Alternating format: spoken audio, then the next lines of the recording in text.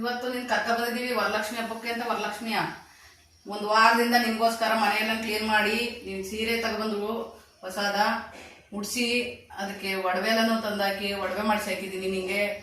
ನೋಡಿ ನೀ ಇಷ್ಟು ಅದವು ತಿಂಡಿ ಇಂಥವ ಚಕ್ಲಿ ಮಾಡಿದ್ದೀನಿ, ಕೋಡ್ಬಳೆ ಮಾಡಿದ್ದೀನಿ, ರಾಮಫಲ ತಂದಿದ್ದೀನಿ, ಲಕ್ಷ್ಮಣ ಫಲ ತಂದಿದ್ದೀನಿ, ಮತ್ತು ಸೀಬೆಹಣ್ಣು ತಂದಿದ್ದೀನಿ. ನೋಡಿ ಯಾರು ನೋಡದೇ ಇರೋರು ಲಕ್ಷ್ಮಣ ಫಲ ತಂದಿದ್ದೀನಿ, ಈ ಥರ ಇರ್ತದೆ ನೋಡ್ಕೊಳ್ಳಿ.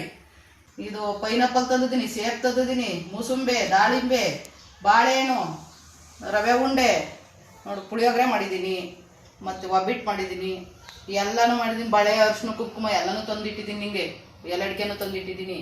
ನಿನಗೆ ಇಷ್ಟ ಆದದ್ದು ಎಲ್ಲನೂ ತಂದು ಮಾಡಿದ್ದೀನಿ. ನೀನು ನಮ್ಮ ಮನೆ ಬಿಟ್ಟು ಮಾತ್ರ ಹೋಗ್ಬೇಡ.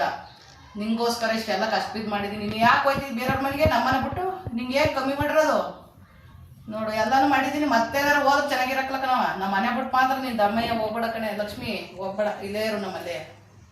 ಇವತ್ತು ತಿನ್ನು, ನಮ್ಮ ಮನೆ ಬಿಟ್ಟು ಮಾತ್ರ ಇವತ್ತಿನಿಂದ ಹೋಗ್ಬೇಡ ಅಷ್ಟೇ ನಾನು ಹೇಳೋದು.